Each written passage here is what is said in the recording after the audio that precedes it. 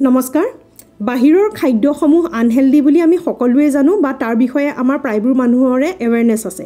কিন্তু আমি দৈনন্দিন খাই থকা ঘৰুৱা খাদ্যৰ ভিতৰতো কিছুমান খাদ্য বহুত হেলদি হয় আৰু কিছুমান খাদ্য দৈনন্দিন খাই থাকিলেও আমি নজনাকৈ আনহেলদি হ'ব পাৰে যেনেকৈ ধৰি লওক বহুত ডাঙৰ কনফিউজন আমাৰ মানুহৰ মনত থাকে যে ভাত খোৱাটো ভাল নে ৰুটি খোৱাটো ভাল বা গাখীৰ দিয়া চাহটো ভাল নে লাল চাহটো ভাল বা আমাৰ চিকেন ভাল নে মাটন ভাল এনেকুৱা ধৰণৰ বহুতখিনি প্ৰশ্ন মানুহৰ মনত থাকে আৰু সেইবাবে আজি এই ভিডিওটো আপোনালোকলৈ আগবঢ়াইছো হেলদি ভাৰ্সেস আনহেলদি ৰূপত অৰ্থাৎ আমি কিছুমান এনেকুৱা আনহেলদি খাদ্য যিবোৰ ৰেগুলাৰলি নজনাকৈ খাই থাকো সেইবোৰৰ হেলদি অপচন কিছুমান বাছি উলিয়াবলৈ চেষ্টা কৰিম ভিডিওটো শেষলৈকে চাব যাতে গোটেইখিনি কথা আপোনালোকে ডিটেইলছত বুজিব পাৰে আহক তেনেহলে পলম নকৰি এই বিষয়ে কথা পাতো আমাৰ সকলোৰে এটা ডাঙৰ প্ৰশ্ন যে ব্ৰেকফাষ্টত কোনটো হেলদি অপচন আৰু কোনটো আনহেলদি অপচন সাধাৰণতে ব্ৰেকফাষ্টত আমি বহুতে হয়তো ব্ৰাউন ব্ৰেড খাওঁ কিছুমানে ৰুটি খায় কিছুমানে জলপান খায় বিভিন্ন এই ঘৰুৱা খাদ্যসমূহৰ ভিতৰত কোনটো আসলতে হেলদি আৰু কোনটো আনহেলদি প্ৰথমতে যাওঁ ব্ৰাউন ব্ৰেডলৈ ব্ৰাউন ব্ৰেডটো সাধাৰণতে আমি প্ৰায় হেলদি বুলি এইটো কাৰণে ভাবো কাৰণ হেতু হুইট ব্ৰেড বুলি কোৱা যায় ফাইবাৰ আছে বুলি কোৱা যায় কিন্তু ব্ৰাউন কালাৰ হল বুলি সকলো বস্তুত ফাইবাৰ নাথাকে আপোনালোকে মন কৰিব যে এডভাৰটাইজমেন্ট কোম্পানীবোৰে এনে ধৰণে পাব্লিচিটিৰ বাবে বহুতখিনি কাম কৰে কিন্তু প্ৰকৃততে ইয়াতো বহুতখিনি বস্তু এনেকুৱা থাকে যিবোৰ আমাৰ শৰীৰৰ বাবে নিশ্চয় উপকাৰী নহয় ব্ৰাউন ব্ৰেডত হুইট ব্ৰেড বুলি লিখা থাকিলেও 100% হুইট ব্ৰেড কেতিয়াও নহয় আৰু কিছুমানে হয়তো তাত এনেকুৱা কালাৰ কিছুমান দি পেলাইহে ব্ৰাউন কৰাও দেখিবলৈ পোৱা যায় সেইবাবে ব্ৰেডটো ডেফিনেটলি হেলদি অপচন নহয় আৰু এই ব্ৰেড খাই থাকিলে আমাৰ ফেট পাৰ্চেন্টেজৰ সমস্যা কোলেষ্ট্ৰলৰ সমস্যা ফেটি লিভাৰৰ সমস্যাৰ পৰা কেতিয়াও পৰিত্ৰাণ পাব নোৱাৰো কাৰণ এইবোৰত ৰিফাইন বস্তু নিশ্চয় ব্যৱহাৰ থাকে এতিয়া আমাৰ বাকি থাকিলে জলপান আৰু ৰুটিৰ ভিতৰত ইয়াত এটাও আনহেলদি নহয় কিন্তু কেনে ধৰণে খাওঁ হেতুৰ ওপৰত নিৰ্ভৰ কৰে এতিয়া দুইটাৰ মাজত যদি আমি কম্পেয়াৰ কৰো সাধাৰণতে আমি যেহেতু দুপৰীয়া সময়তো ভাত খাওঁ ৰাতিৰ সময়তো ভাত খাওঁ দুসাজ যথেষ্ট পৰিমাণে আমি কাৰ্বোহাইড্ৰেট লওঁ সেইবাবে ৰাতিপুৱাৰ সময়ত ভাত বা ৰুটি খালে আমাৰ কাৰ্বোহাইড্ৰেটৰ কোৱান্টিটি হয়তো জুখতকৈ বাঢ়ি যাব পাৰে কাৰ্বোহাইড্ৰেটৰ কোৱান্টিটি দিনটোত যদি জুখতকৈ বেছিকৈ খায় তেনেহলে সুগাৰৰ সমস্যা কোলেষ্ট্ৰলৰ সমস্যা ফেটি লিভাৰৰ সমস্যা বিভিন্ন সমস্যাই দেখা দিব পাৰে যদি ই জুখতকৈ বেছি হৈ যায় কাৰণ কাৰ্বোহাইড্ৰেট জুখতকৈ বেছি হলে ফেটলৈ কনভাৰ্ট হোৱা দেখিবলৈ পোৱা যায় অৱশ্যে জলপানৰ ক্ষেত্ৰত এনেকুৱা নহয় কাৰণ সান্দহ গুড়ি মুড়ি বা আমাৰ চিৰাত কমপ্লেক্স কাৰ্বোহাইড্ৰেট থাকে সিম্পল কাৰ্বোহাইড্ৰেট নাথাকে যাক খালে প্ৰকৃততে ইমিডিয়েটলি সুগাৰটো আমাৰ শৰীৰত স্পাইক নকৰে সুগাৰটো স্পাইক কৰিলে অকল ডায়াবেটিছতে যে সমস্যা কৰিব হেতু নহয় শৰীৰৰ বিভিন্ন সমস্যাৰ সৃষ্টি হ'ব পাৰে এই সুগাৰ স্পাইকে আৰু অত্যন্ত বেছি কাৰ্বোহাইড্ৰেট খালে আমাৰ সুগাৰ স্পাইক কৰে কিন্তু চিৰা সান্দহ গুড়ি মুড়ি এইবোৰে আমাৰ যেটো সুগাৰ ইনক্ৰিজ কৰে হেতু লাহে লাহে ইনক্ৰিজ কৰে ইমিডিয়েটলি ইনক্ৰিজ নহয় আমি জলপানৰ ক্ষেত্ৰত দেখো যে জলপানটো খুদায়ে নহয় খুদা চিৰা মুড়িয়ে খোৱা নাযায় তাত দৈ আৰু কলো ব্যৱহাৰ থাকে যেটো এটা ফুল পেক মিল হয় যি আমাক এনাৰ্জি দিবলৈ সহায় কৰে আৰু যথেষ্ট পৰিমাণে নিউট্ৰিশন পাবলৈ সহায় হয় এতিয়া যাওঁ ৰুটিলৈ ৰুটিটো মই কলোৱে যে কাৰ্বোহাইড্ৰেটৰ কোৱান্টিটি আপোনালোকৰ দিনটোৰ ইনটেকত বাঢ়ি যাব পাৰে অৱশ্যে এই ৰুটিও আপোনালোকে যদি খাব বিচাৰে তেনেহলে আৰু বেছি নিউট্ৰিচিয়াছ কৰি খাব পাৰে যেনেকৈ আটা মাৰোতে তাত ধৰি লওক আপোনালোকে বিটৰুট বা গাজৰ এনেকুৱা পাচলি যদি মিক্স কৰি দিয়ে তেনেহলে তাত ফাইবাৰৰ কোৱান্টিটি বাঢ়ি যোৱা চান্সেছ থাকে কেতিয়াবা আমাৰ সময়ৰ অভাৱ হলে আমি সাধাৰণতে ৰুটিৰ লগত সস বা আচাৰ বা জাম এনেকুৱা ধৰণৰ বস্তু খাই পেলাই গুচি যাওঁ যেটো এটা বিৰাট বেয়া কম্বিনেশ্যন হয় এই ৰুটিৰ বেষ্ট কম্বিনেশ্যন হৈছে পাচলি বা দালি অৱশ্যে পাচলিৰ কথা কওঁতে আলু ভাজিৰ কথা কোৱা নাই মিক্স ভেজিটেবলছ যিবোৰ আমাৰ শৰীৰৰ বাবে যথেষ্ট পৰিমাণে হেলদি হয় সেইখিনি পাচলিৰ লগত আপোনালোকে এখন ৰুটি খাব পাৰে অৱশ্যে আটাইতকৈ হেলদি অপচনটো হৈছে আমাৰ জলপান এতিয়া যাওঁ দ্বিতীয়টো কনফিউজিং অপচন যেটো হৈছে আমাৰ গাখীৰ দিয়া চাহ আৰু লগতে আমাৰ লাল চাহ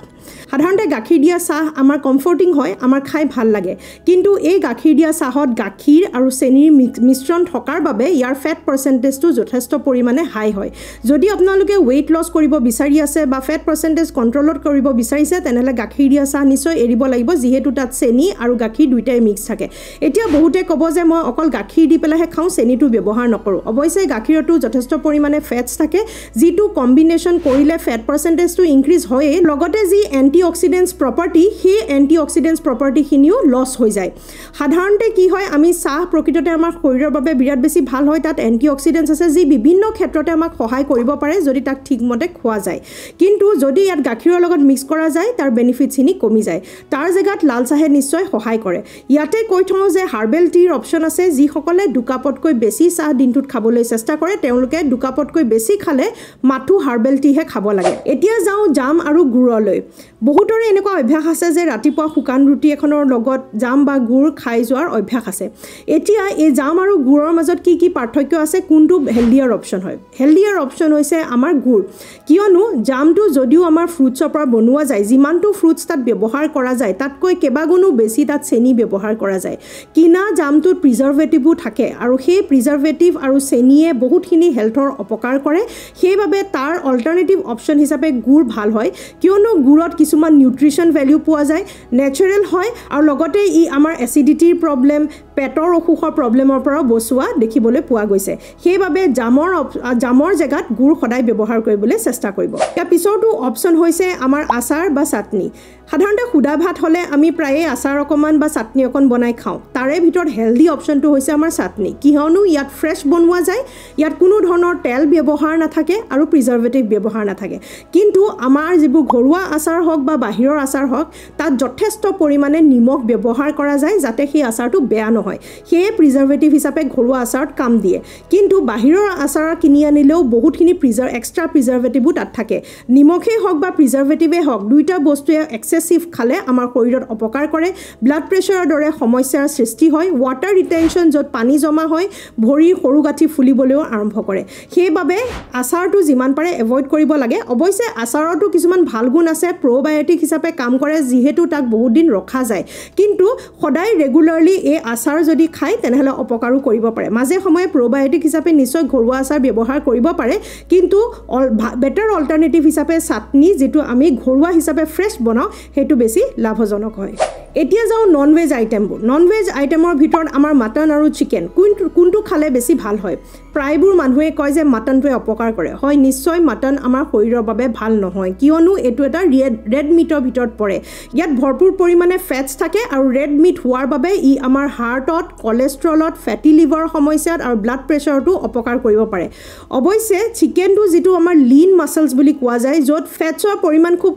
কম থাকে প্ৰটিন পোৱা যায় ফাইবাৰ পোৱা যায় কিন্তু তাক কেনেধৰণে প্ৰস্তুত কৰা যায় সেইটো ওপৰতো নিৰ্ভৰ কৰে অৱশ্যে ছাগলীৰ মাংস আৰু চিকেন কাবাব বনাই খোৱাটো একে কথা হয় সেইবাবে হেলদিয়াৰ অল্টাৰনেটিভ হিচাপে যদি ঘৰুৱাভাৱে আমি প্ৰস্তুত কৰোঁ ভালদৰে বেছিকৈ তেল ব্যৱহাৰ নকৰি তেনে ক্ষেত্ৰত সদায় চিকেনটো মাটনতকৈ ভাল হয় কিন্তু আজিকালি যিবোৰ ব্ৰইলাৰ পোৱা যায় বা যিবোৰ এনে বজাৰত পোৱা যায় একদম ডাঙৰকৈ বেছিকৈ প্ৰডাকশ্যন হ'বৰ বাবে বেজি দি পেলাই প্ৰডাকশ্যন কৰা যায় যিবোৰ পুনৰ এবাৰ বহুত বেছি আনহেল্ডি হয় যদি লোকেল চিকেন পায় তেনেহ'লে সেইটোৱে আমাৰ শৰীৰৰ বাবে বেষ্ট হয় এই গৰমৰ দিনকেইটাত জুচ খাবলৈ চবৰে মন যায় চাগে ইমান গৰম উঠি থাকে